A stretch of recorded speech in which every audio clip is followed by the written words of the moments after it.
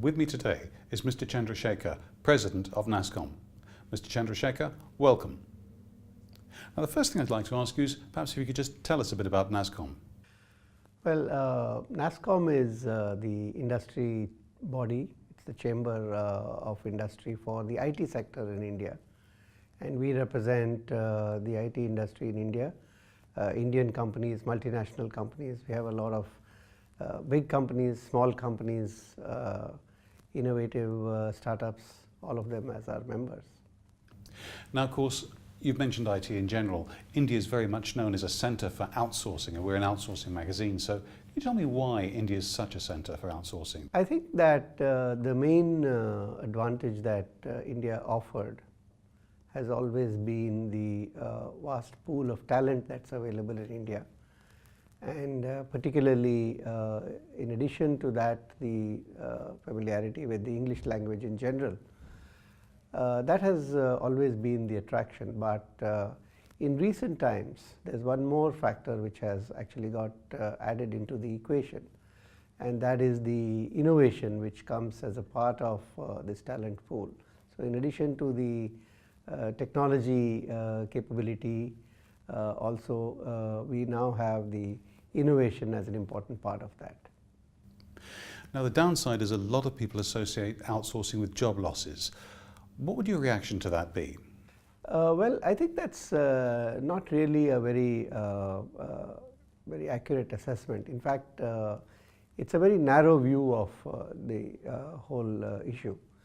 I think what we need to take into account is that with the advent of technologies, and particularly with the advent of the new digital technologies, there is an immense pressure on companies globally, across the world, across every country, to actually use these technologies not only to improve their efficiency and their competitiveness vis-a-vis other competitors across the world, but also to be responsive to their customers and to the changing needs of individuals. Because we live in a world where increasingly everybody is connected, everything is connected. People's habits are changing, the way we interact with each other is changing. So it's pretty much impossible to imagine a company surviving without adapting to these changes and without adopting these technologies themselves. In most cases, companies would not be able to do that on their own because they have a core business. This is not their business. This is a means or an enabler for that business.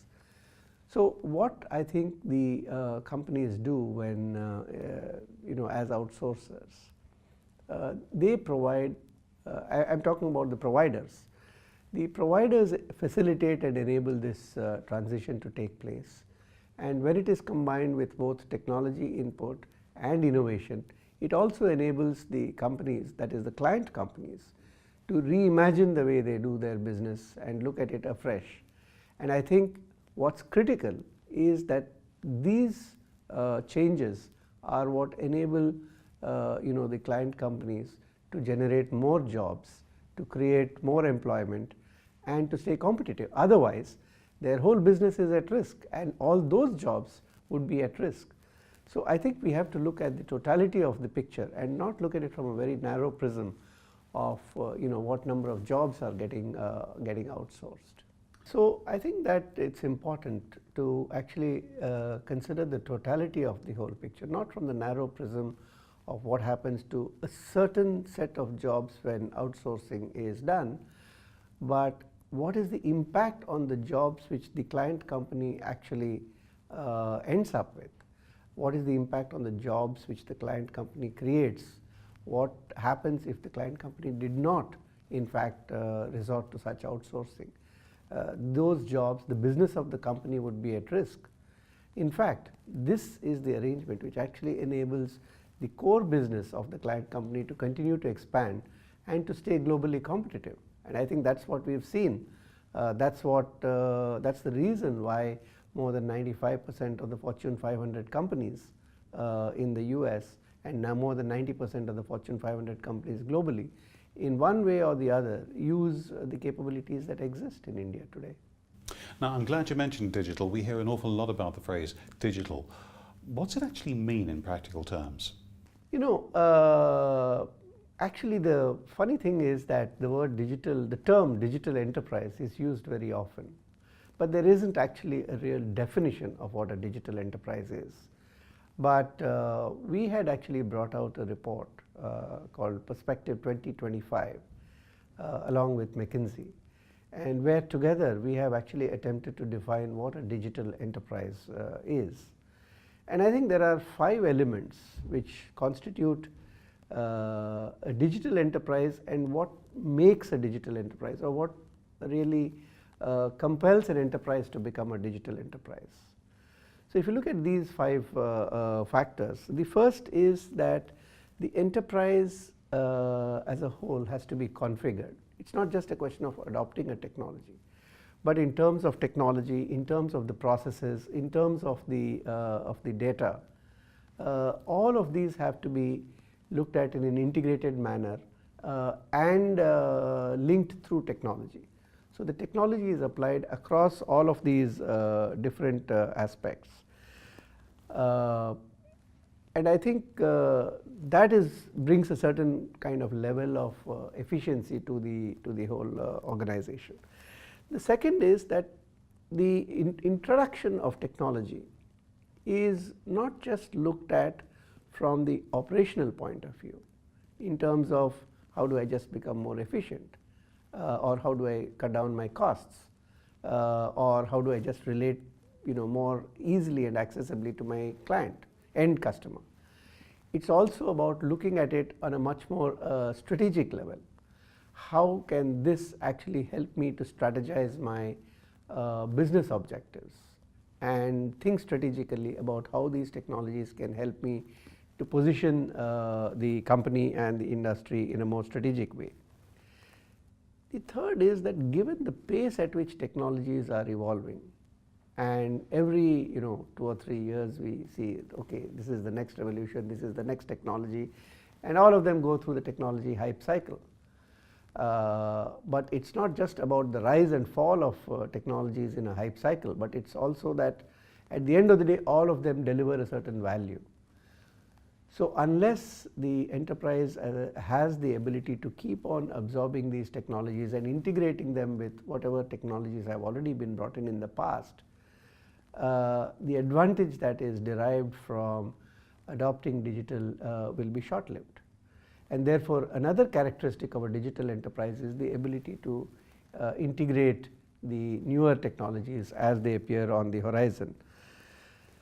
The fourth parameter which actually needs to be looked at in a digital enterprise is that at the end of the day, whether you are in the B2B business or in the B2C business, at the fag end of the chain there is an end customer. People like you and me who buy and sell things and who consume things.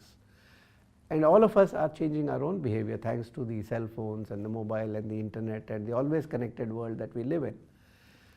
And therefore, we expect also that many of the services that we use or many of the things that we buy should be accessible through this medium. And that in turn forces a certain behavior by the companies to be responsive to that. That's the fourth dimension. The fifth is that all of us know that uncertainty has increased tremendously, and I'm not just talking about political uncertainties or technology uncertainties, but if you are in a business today, you don't just look over your shoulder to see who your competitors are in that business. If you are a retailer or a car manufacturer or in any kind of business, your threat can actually come from a very different area. Look at the way taxi cabs have been threatened by the arrival of the Ubers, or lodging has been impacted by Airbnb. The list is endless. So the question is that if you have adopted these technologies, then you are in a better position to ward off such predators. So can you perhaps finish by sharing any examples of any companies who've actually been through this? In terms of examples, there are plenty of examples. The challenge, of course, particularly for a body like ours, is to anonymize the answers, because sometimes these are sensitive topics. But let me try and give you some examples without going into the specific names of companies. One instance is of a company which actually provided a digitally integrated platform for a retail services client, which actually enabled them to be able to reach their customers irrespective of the channel of access through a single platform. Additionally, that also enabled the collection of data and the application of data analytics to that information, thereby enabling the client company to actually provide far better and customized services to the individual customers, end customers that the company had. Another example is of a company which created a similar digital platform for unemployment services, where people who wanted to apply for unemployment allowances were able to make their applications through the platform, receive information through the platform, once again irrespective of the channel of access.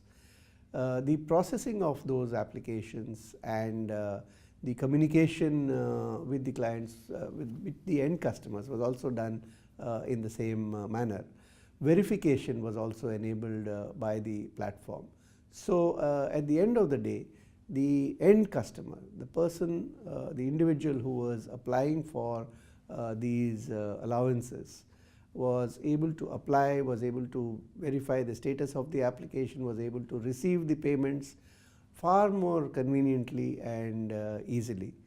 The provider of those services in terms of the unemployment allowance and the decision on the applications was able to do it far more efficiently, in fact much better and much more convenient at a much lower cost, thanks to the use of these technologies.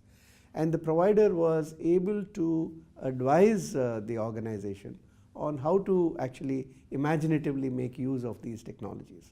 So in a sense, it's a win-win for everybody, where everybody gains, and what you lose is the slack or the inefficiency which exists in the system. Mr. Chandrashekhar, thank you very much indeed.